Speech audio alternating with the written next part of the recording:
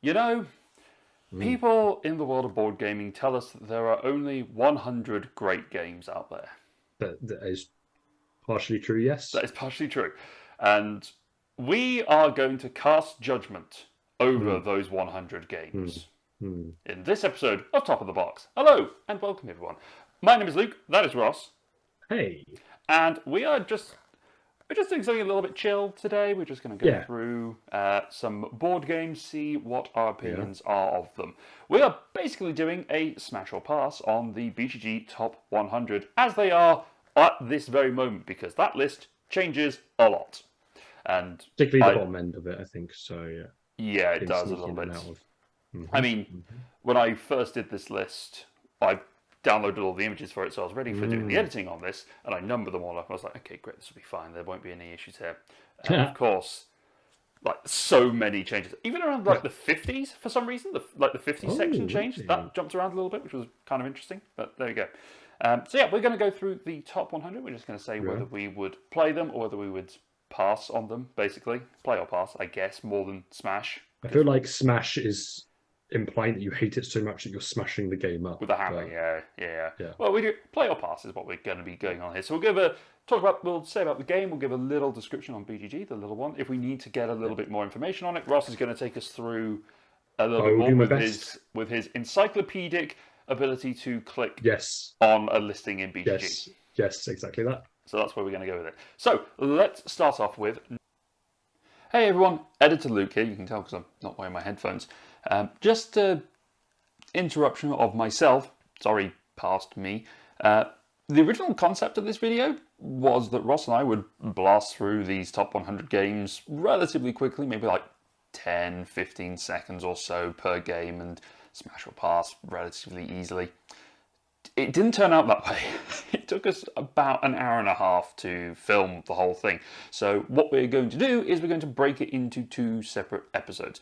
This first one is going to run through from 100 through to 52, I believe.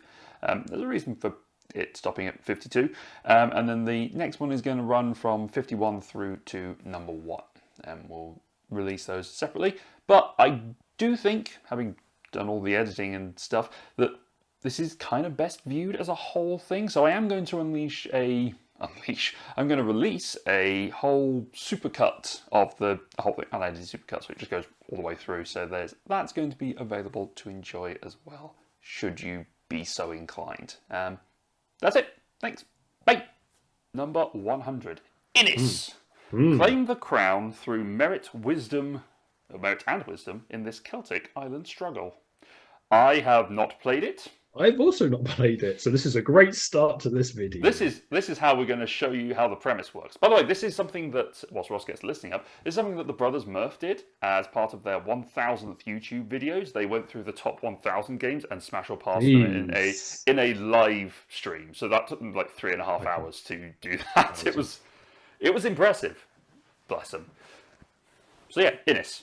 Tell us more about Yeah, Innis, right. Ross. Yeah, happily. I mean, should we get a little bit of a rating in there? Or do you want to leave the rating out? How much do you want that to influence you right now?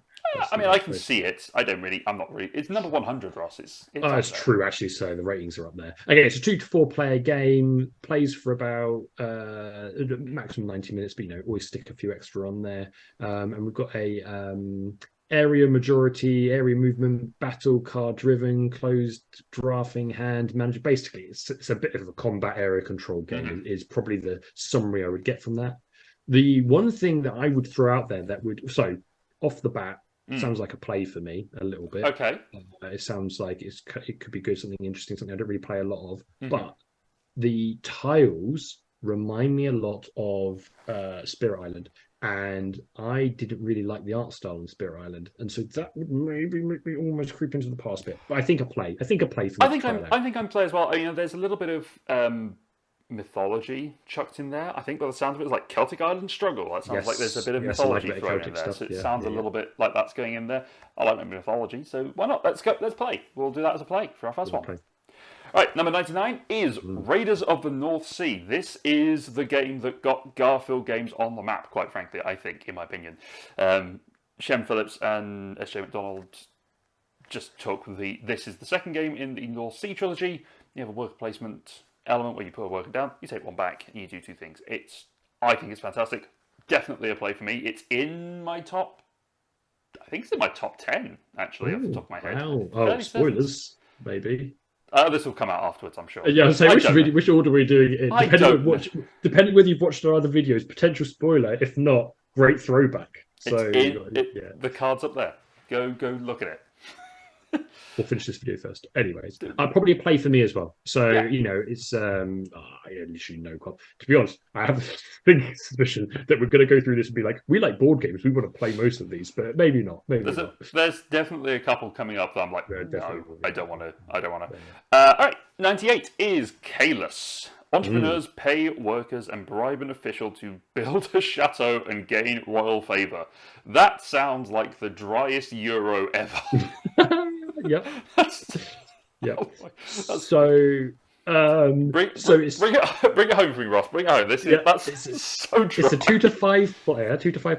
Okay, with a maximum play time on here apparently of 150 minutes. So it's a hefty game potentially. So 2.5, potentially 3 hours, 2.5 hours. Okay, plays best at 3 is what I've gathered from that. Okay.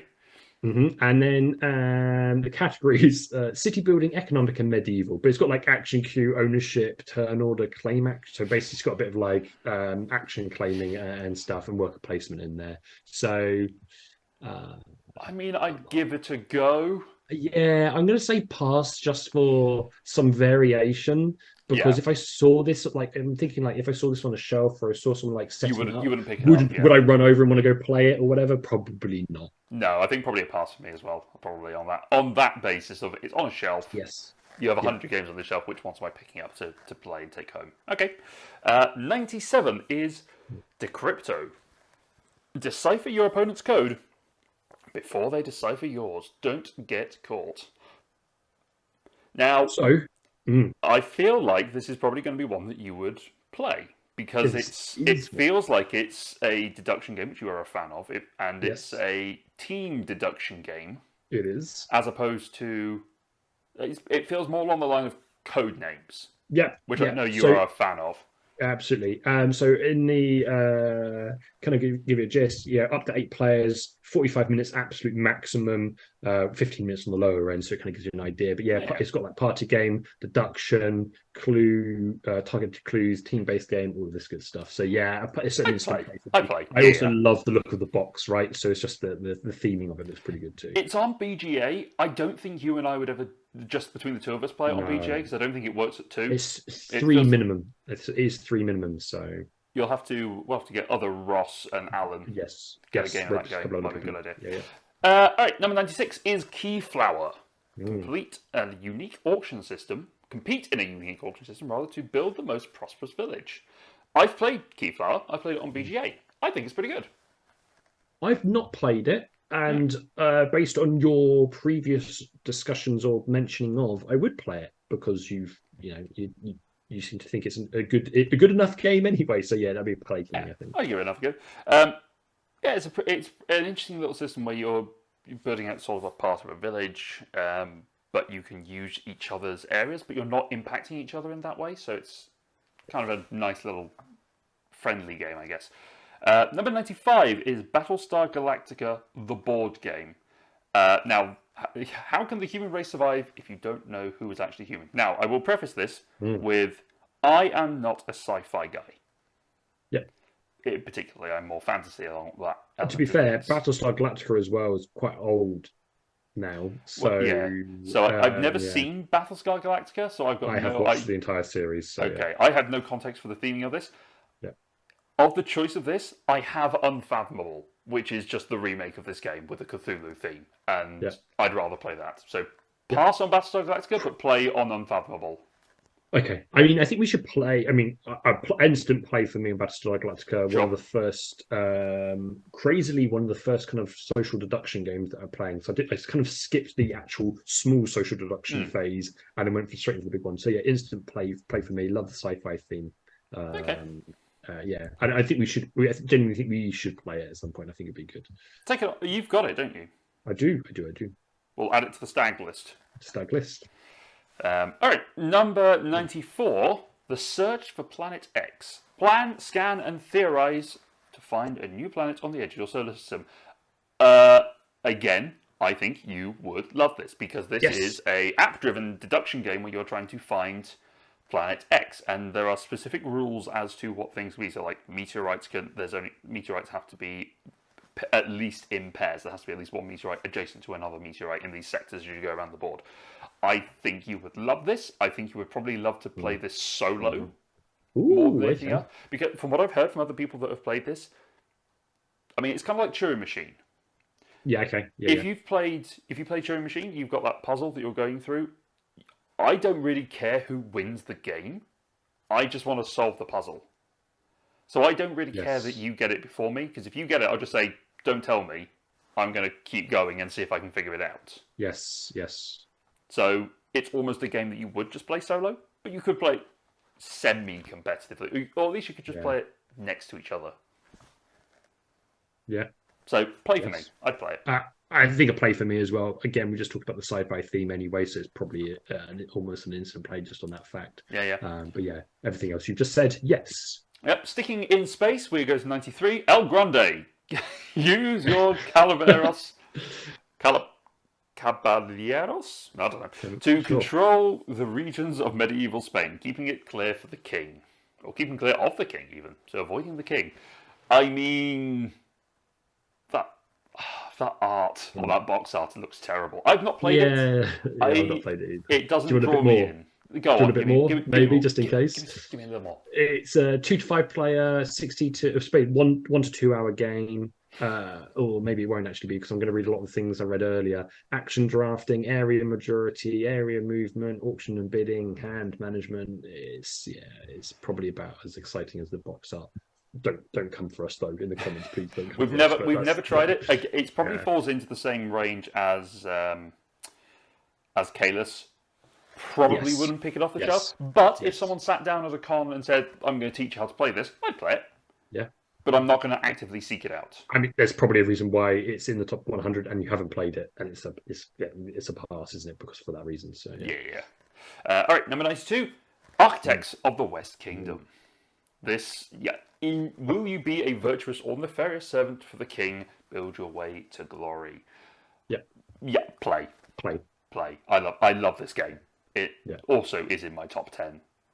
I love this game so much. It's so good. It's not loads to say on it, really. Just a good game. So, play. Really good one. All right.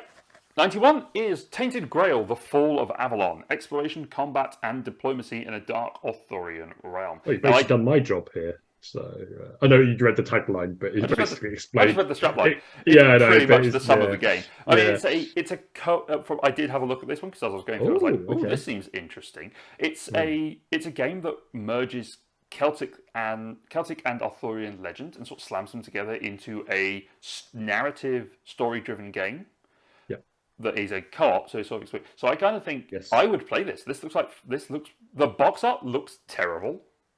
Yes, I think it does look a little. It looks a lot older than it actually is, because this is 2019. It looks so much older. It looks like it's from the early. I was going to say it looks like a bargain bin novel cover. Yeah, do you know what I mean? A fancy novel that you're picking up, and that's what it looks a bit like. I mean, again, I've not played this before, but I've just scrolled down and looked at some of the mechanisms in it, and it says deck, bag, and pool building, and so anything with one of those three things in there, I'm pretty much on board. Cooperative, great, story-driven game. Yeah, it's a play for me as well. It's a play. Yeah, I'd love to play that.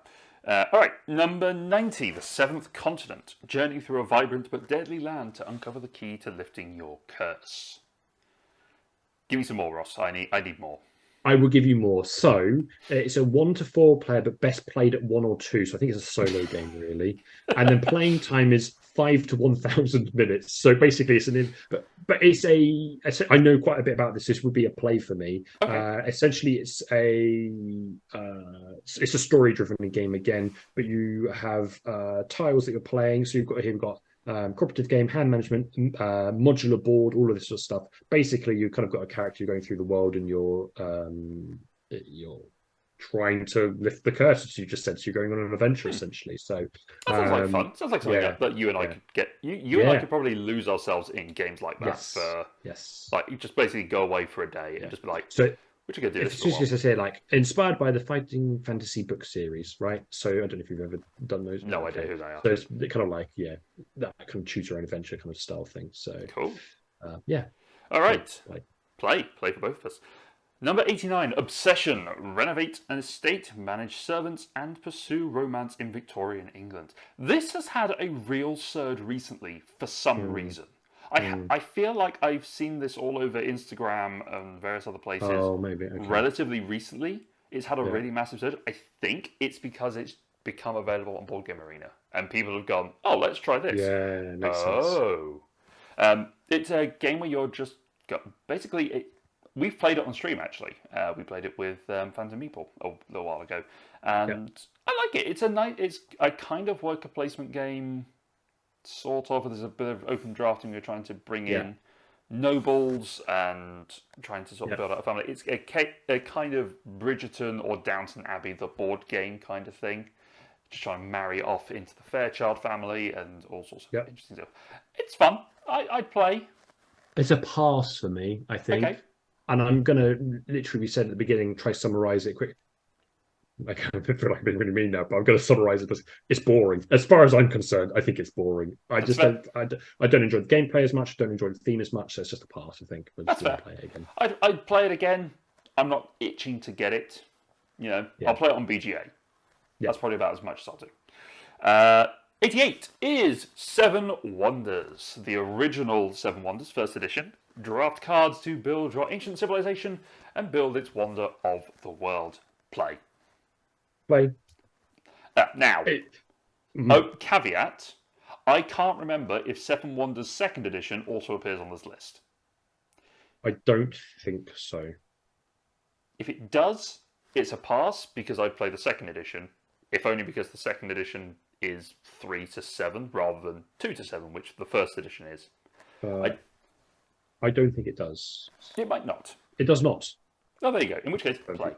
A I love Seven Wonders. different. Although, what I mean, no, in fact, I'll Leave no, that for I won't. later. Yeah, I won't. I won't. I don't know. I feel like I know what you're going to say, but it's okay. We can leave it till later. Sure. Yep. Mhm. All right, number 87, Dominant Species. With an ice age approaching, which animals will best propagate, migrate, and adapt? I'd probably give this a go. On the basis of it. Yeah, I mean, it's a play for me as well because kind of been on my playlist for quite a long time. But yeah, 2 to 6 player, quite a long game, 2 to 4 hours to play, and it is an area control and stuff. But I think what the interesting bit behind it is around having the right species in the right territory and how you manage that. So it's not just like a rush to control area. I feel like there's a little bit more behind it based on what's good for you and your species, basically. Yeah, I'd give it a go. It looks like fun. 86 is Beyond the Sun. Collectively develop a tech tree to fuel new discoveries and colonize space. This is a pass for me. I did not enjoy it when I played it on BGA, and I just spent the entire time going, huh? Have you actually completed a game on BGA? Because we attempted, yes, yeah, we attempted to it. play one, and then I was just like, I can't fathom how to learn this, and then we just kind of, I think we abandoned the game. To be fair, it's on my playlist, right? Because was a computer gamer really before I was a board gamer. So like tech trees are like, yes, give me some of that. And then again, the space theme. So I think it'd be a play for me, but I just need someone to have the patience to just teach me the game because for some reason I just can't be bothered to sit down and learn it. I don't know what's stopping me, but I can't. I've seen it in the wild, like at my game group at local game store, Manus Group. Someone brought it out to play a couple of weeks ago, and I just looked at it on the table and I was like, oh, it just looks so unappealing. Well, the other negative thing I've heard about this is there's metas in it, right? So there's like, if you get particular cards, you essentially are winning the game or very likely to win the game. That does suck the joy out a little bit. So a play, I think, just because I want to experience it, but fair. Could switch probably after. Soft pass for me. Okay, 85 is The Voyages of Marco Polo, using unique abilities, fulfill contracts, and reach your goals along the Silk Road. We have played this. We played this on BGA. Yes, we have. I liked it. Yes, I liked it as well. Yeah, it was good. I'd play again. It was good fun. Yeah, I kind of forgot that we played this, to be fair. But yeah, it was good fun, actually, yeah. So I'll play again. Yeah, play. And probably more Voyages of Marco Polo 2, because there's a second one for some reason. Sure. 84 is Robinson Crusoe Adventures on the Cursed Island. Work together with friends or with Friday to survive on a deserted island. I have never read Robinson Crusoe. Me neither. I have not seen any of the Robinson Crusoe films. Me neither. I have no context for this game. Tell me more. Same thing. Okay, I can tell you more based on my encyclopedia worth of knowledge that I'm definitely not reading from the screen. 1 to 4 player game, 1 to 2 hours to play. It's kind of what you expect, probably cooperative games, some dice rolling, some area movement, some action queuing, some other bits. Yeah, essentially, it's a mixture of Give us a everything. little bit more of the blurb from it, Ross, because I think Sure.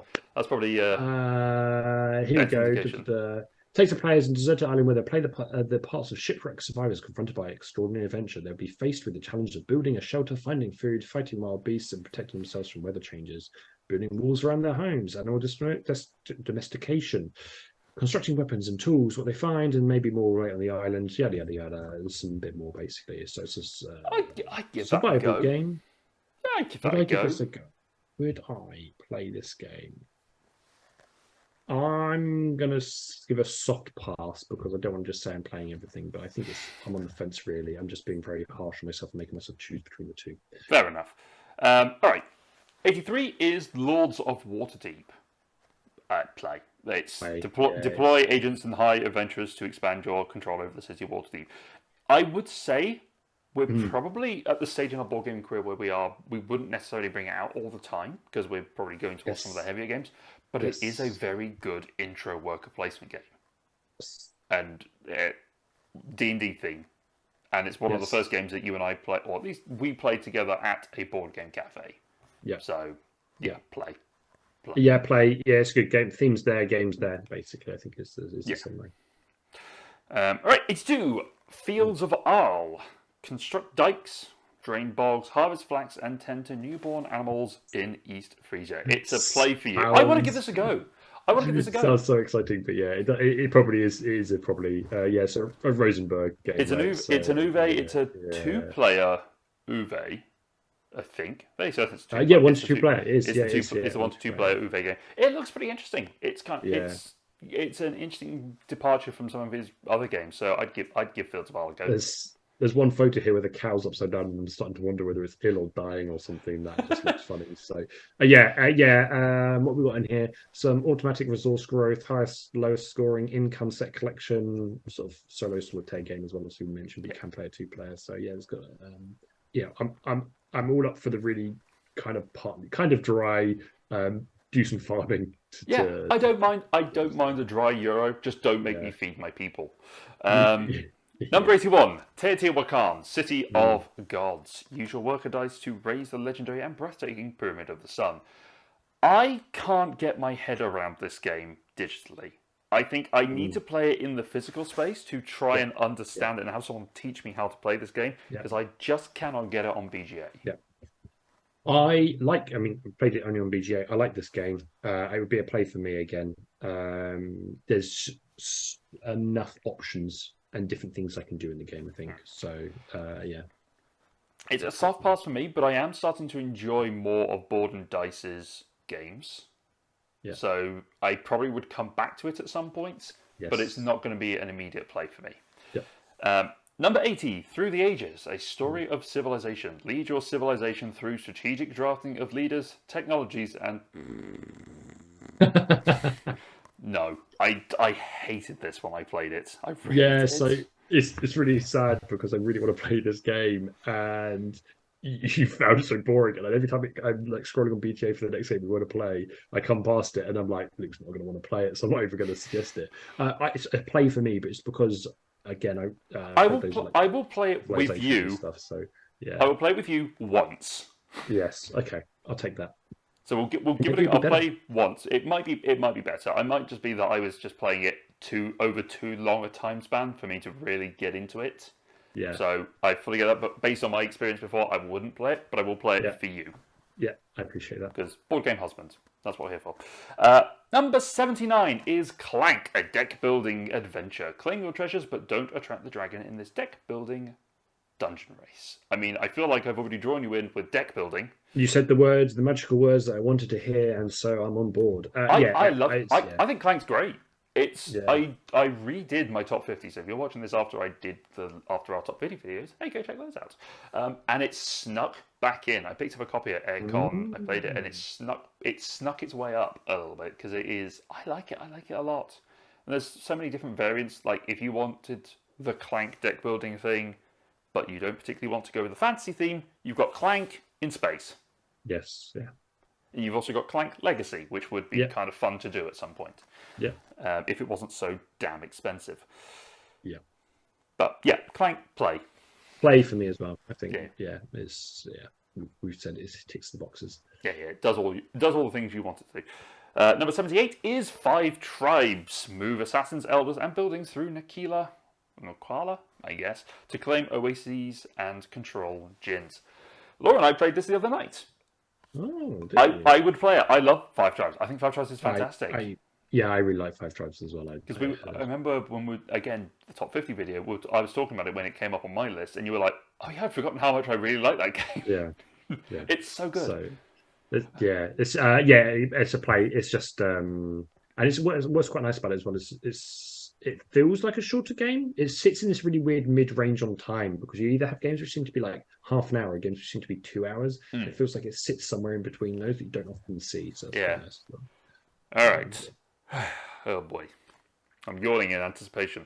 77, Agricola Revised Edition. Help your farm prosper in this updated, streamlined edition of the acclaimed game. Play. Pass. I'm getting my head around more Uwe games, but I don't want to feed my people. I find Agricola too punishing. Yeah.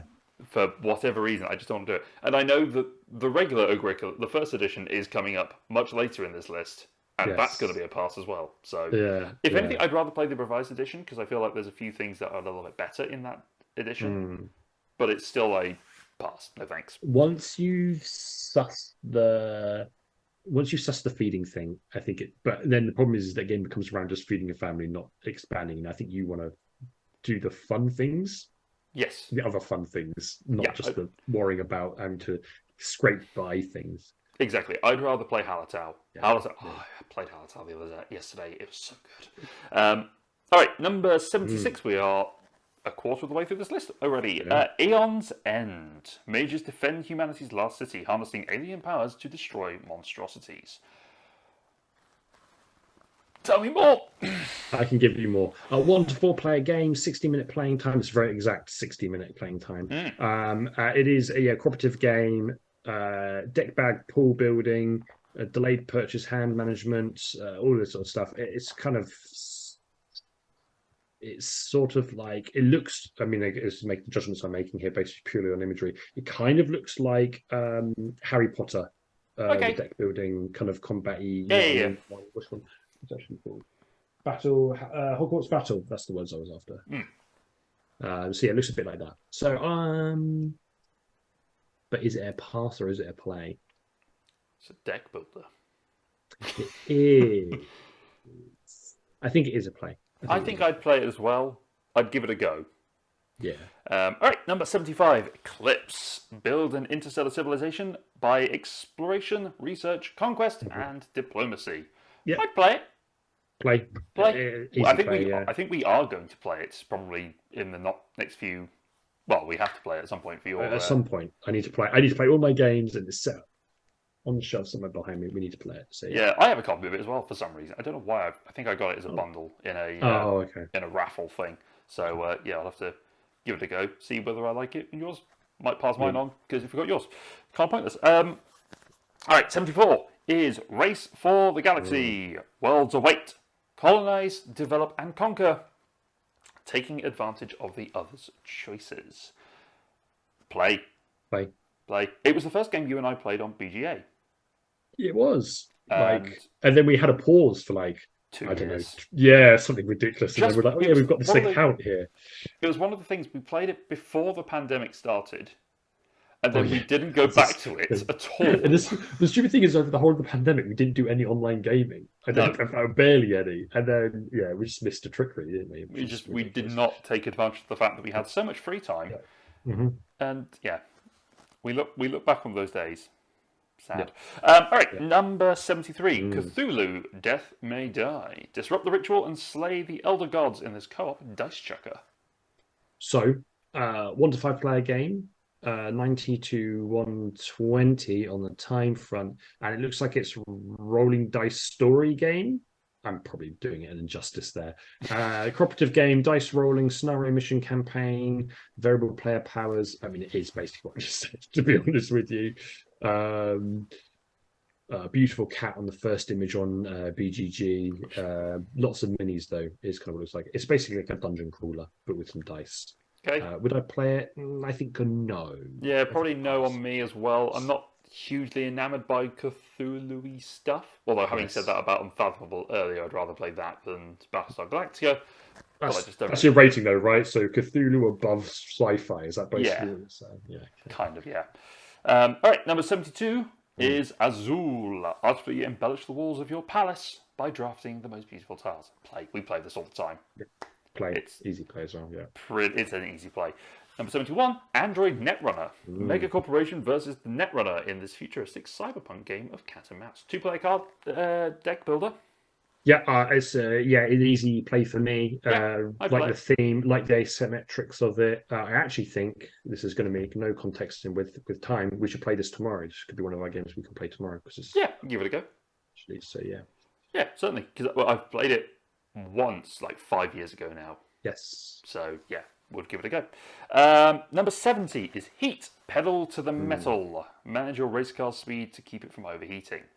I don't know much about Heat. I know that it is more of a racing game than something like Downforce. Downforce, yes, because it is an actual race. It's not a bidding game. I want to be really annoying and just say pass, just because this is so much hype behind this game, and I just don't know why. I just want to be like a bitter old man about it and just be like pass, just because it had so much hype behind it, and I kind of didn't really believe the hype. But I mean, racing. I'm kind of mad. I've got like Formula D, right, for example, which I would just play instead of like picking up a new game, for example. So it's awesome. I'd play it at a convention at someone else's copy if it was on the table and someone's like, let's give this a go. But pass generally. Number 69, nice, is Frosthaven. Adventure in the frozen north to build up your outpost through an epic campaign. I don't know where this is where we're going to start highlighting some of our issues around the BGG Top 100 ranking lists. Yes. Frosthaven doesn't feel like it's been out long enough to get to number 69. Yes, yeah. Quite frankly. Well, it's everyone who played Gloomhaven. Yeah, thank you. I don't know. I was struggling with the gloom bit there. It's everyone who's played that is just playing this, and they're just kind of riding. It's remember that being rude. It's riding on the kind of coattails a little bit, isn't it? Now, that being said, I would probably play it. I've played a couple of scenarios of Jaws of the Lion. I like the system, so I'd give it a go. I'd play it. Yeah, I think I'd play it as well. To be honest, I keep hunting for like the chunky solo game that I could like leave out on the table or whatever and play, and it feels like this would be it. But there are solo scenarios for Gloomhaven. Yes, yeah. All right, number 68, Grand Austria Hotel. Serve guests and prepare rooms to be the best hotelier in the Viennese modern age. You know what the box art on this kind of reminds me of, but not really, is a Faulty Towers for some reason. And that's just the vibe that I'm getting, and how I can't get it out of my head. If they did a Faulty Towers like special edition, they should. I mean, they should just do a Faulty Towers board game where you just like try to keep ridiculous guests happy, basically. And obviously the staff being ridiculous as well. Do you want some more info? Yes, please. It's a 2 to 4 player, 60 to 120, 1 to 2 hour game. Got action drafting, contracts, dice rolling, hand management. What does it look like to me? With the image low, why is my internet being so slow? It looks like you roll some dice and you assign them to some things. Sorry if anyone else actually knows how to play this game. I'm getting Dice worker placement, kind of like. it does quite look quite cool. There's like a hotel Mhm. with like if I saw this being played, I'd be like, this is quite interesting. There's like a hotel wall with loads of doors, and you have like little door tokens that you're kind of moving around or placing within there. Okay. So maybe like you're putting your guests within certain rooms. Maybe I'm taking a big guess there. That looks quite fun to be fair, actually. Yeah, I'd give it a go. Sounds kind of Yeah, interesting. I think I'd actually give it a go. But if I saw the box, no. If I saw it out on a table, yes, I'd play. Yeah, the box art does remind me of an Uwe game. Just like it looks Yes, so similar yes, to Agricola. yes. Like there's a a white man stood on the right hand side of the box looking out, and then there's background. Yeah, yeah. Fair. It's like, yeah, you could easily mix this up. Okay, 67 is Kingdom Mm. Death Monster. Do you want Try some to more info on survive this? a nightmarish world that lies under eternal darkness. So I know two things about this game. One is there's lots of big minis, and two, said minis are very expensive. I think it is basically the knowledge I have of this game. But so 1 to 4 player, a 1 to 3 hour game. Mm. Basically, yeah, you play it cooperatively. You're moving around on a grid. You're a little bit of role playing there. You're dice rolling. You're trying to defeat monsters. Is kind of my summary for you here. Embark alone with up to 3 friends on a 5-30 lantern year campaign, whatever the hell that means, with each year consisting of a cycle of hunch, slow down, and settlement phases. So basically, it looks like in settlement phases you build a bit of a civilization, which lets you build buildings and stuff, and then you expand further. I Okay. guess that's kind of so. I think I want to play it because Yeah. how sort of ridiculous the what's the word I'm after? Hype. No, the pieces, Oh, I see. The production quality. production, the production There you go. is, yeah, Yeah, I'd give it a go. weighing I've down heard a the lot about it through various Mm, podcasts and mm. things, so yeah, I'd give it a go. Mostly the things that were taking the piss out of it, but you know, Yes, yeah. is what it is. All right, 66 is Mm, mechs versus minions.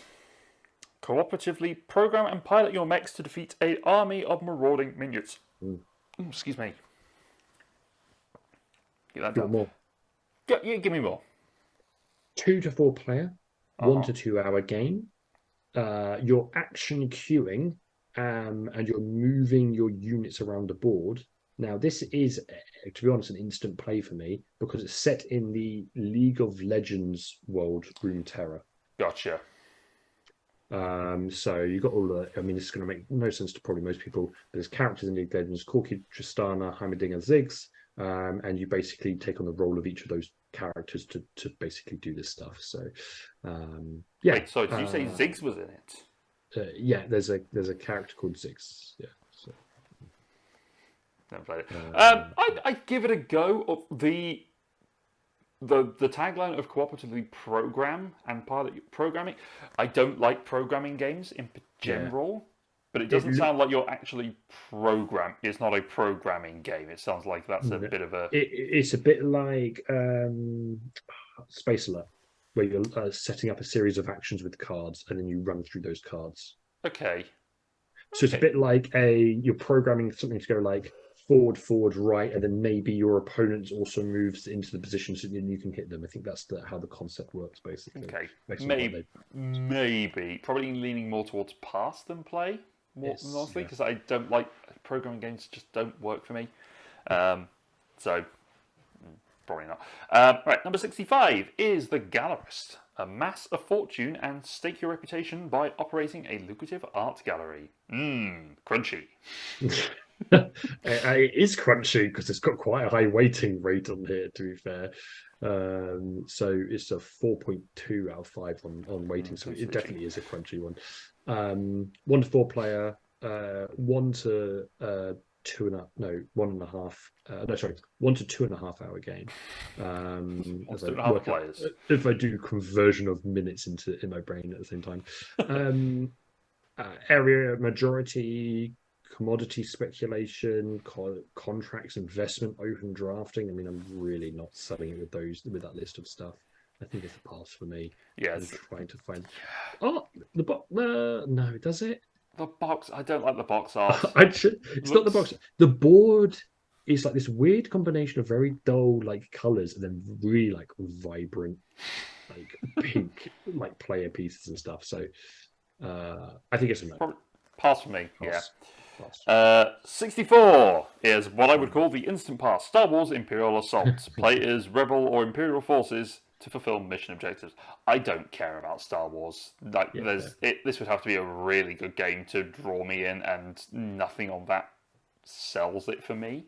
I do like Star Wars, and I still think I would pass on this. To be honest with you, It sounds like it's a two-player card game more than anything else. yeah, it's got dice rolling, die icon resolution, grid movement, line Ugh. of sight, modular. You just move pieces around the board. Okay, so I guess, so it's kind of sounding a little bit like, there's a couple of games that have come out recently. Sniper is one of them. Yeah, that sounds. Yeah, from what No, I know, about it, Strike and is it yeah, Striker is the new one yeah, that's just come out, and then there's a Sniper game that's come out. I can't remember yeah. off the top of my head that look kind of Sniper interesting. Elite, is it Sniper Elite? Could be I think Sniper it's. Elite, Yeah, I yeah, think so. where you've got that sort of It Yeah. seems like those are possible reskinnings of Yes. this rethemings. I don't Yeah, know. minis on some uh grid basically is what you talk about. Yeah. It was re-implemented by Descent is the one that's going. Yeah, pass for me, I think. I Um, think a pass as well. Yeah. Number 63, Paladins of the West Kingdom. Invaders are coming from everywhere. Keep the faith and defend your homeland. Play. Yeah. Love I this think game. play just based on the other ones that we've kind of already covered off as well anyway. So yeah. Well, you've played Paladins. Yeah, no, sorry. Yes, because I played it, but also it was Gotcha. kind of probably going to be quite an instant play because of that. It's good. Yes, I really love it. It's a good, heavy game sometimes, and it's just good. Number 62, Le Havre. Establish a supply chain by collecting resources, building industries, and shipping. This is another white man standing to the right of the box, I tell you looking what. out onto things. But I've seen playthroughs. I Yes. would probably give it a go. Oh, okay, interesting. I'm just going to put set my stall out a little bit here. We have so much in the universe. Full stop. We have so much in the universe. Why do we pick supply chain, resource move? Why do we pick these themes for board games? I just don't understand. Like, and it's not even like someone's breaking into the scene with this idea of let's make another game about moving resources from one part of Europe to another. But we keep doing it.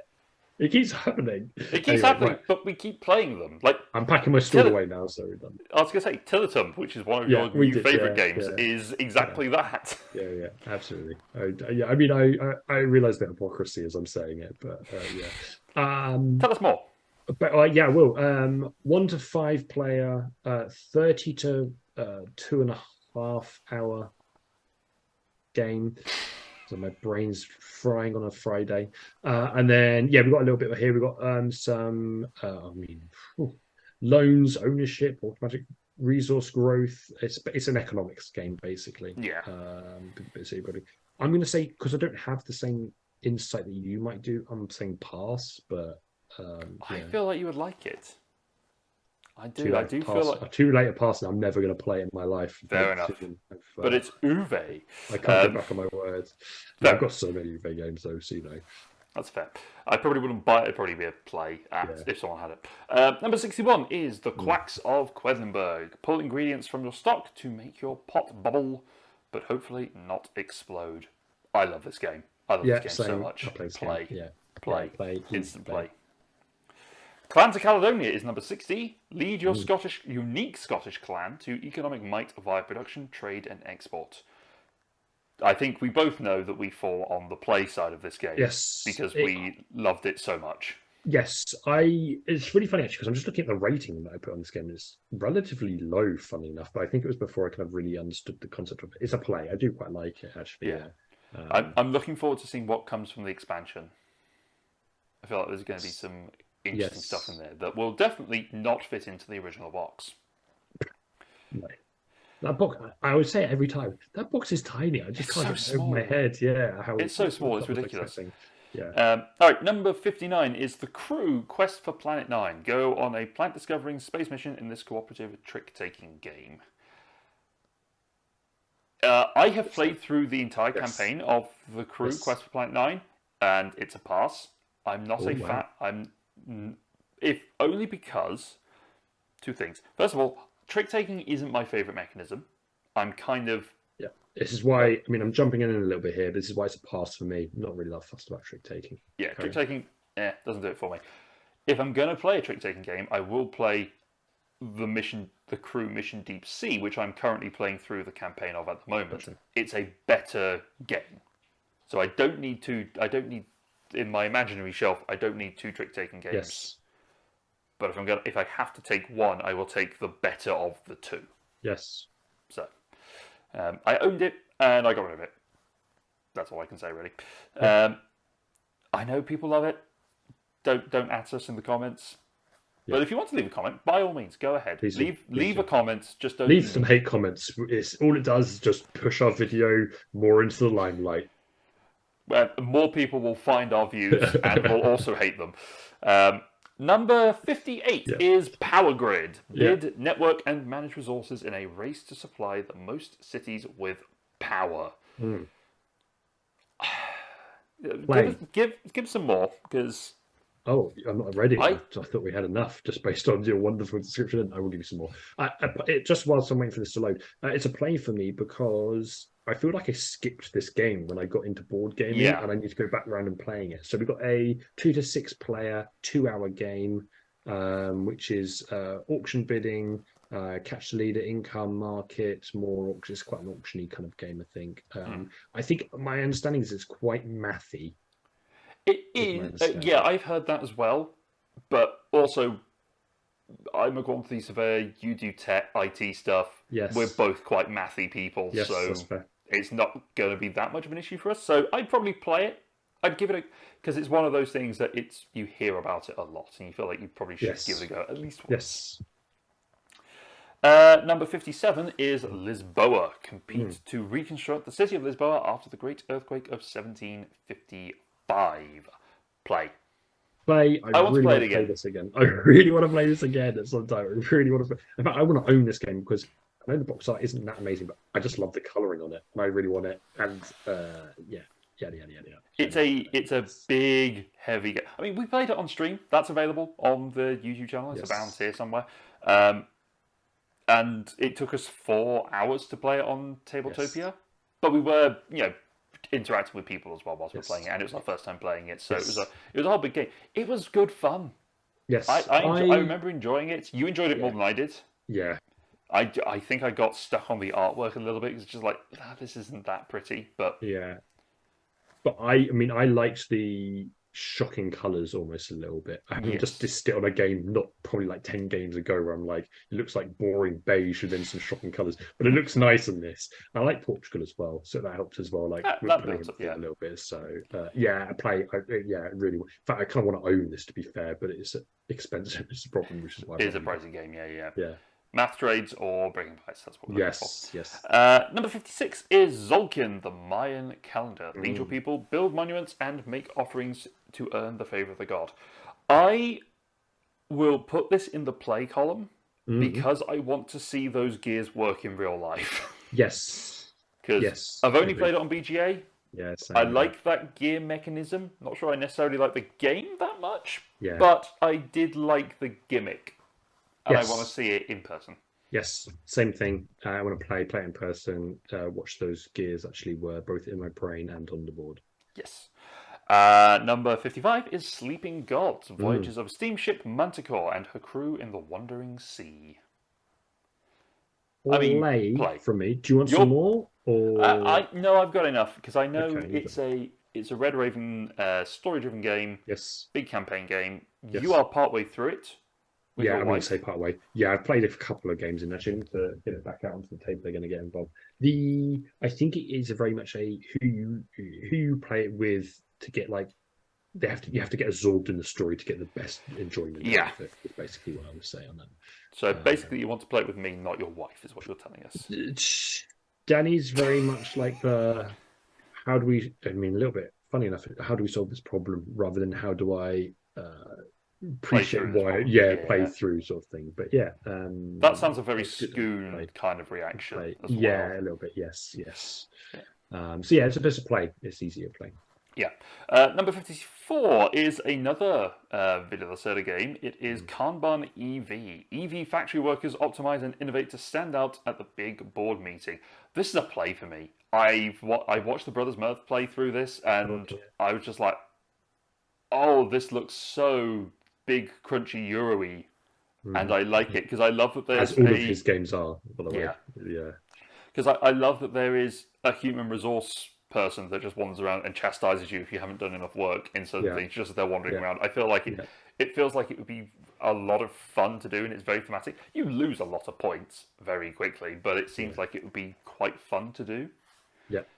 Yeah, a play for me as well, pretty much for all the reasons that you've just said.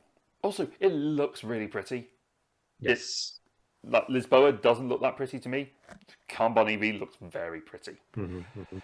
Number 53, Maracaibo, seafarer's journey to obtain wealth and fame in 17th century Caribbean.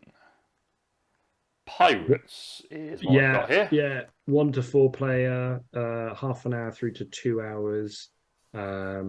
What we got? We got hand management. We've got income. We've got. So I've loaded the page wrong. We've got set collection, tech trees, track movements. I'm putting it in the Explorer map with some different ways of doing that and sourcing points. Yes. Great, but I won't play it. No, I don't. I'm not feeling it either, to be honest. All right, number 52 is Mansions of Madness 2nd Edition. Unravel the mysteries at Arkham with your investigative team in this app-guided game. I want to give it a go. I want to give it a go at least once. Yeah. That's it. That's it. Play, done, Short, move on. easy, done. Give it a go. And that's it. That is the 100 to 52 games Smash or Pass at the moment. If you like this video, give it a like, thumbs up, smash the subscribe button, ding the bell if you want to get more of this. This is part 1 of the 2, and we're going to release the part 2 very soon. Yeah, come check us out when we get that. Thanks. Bye.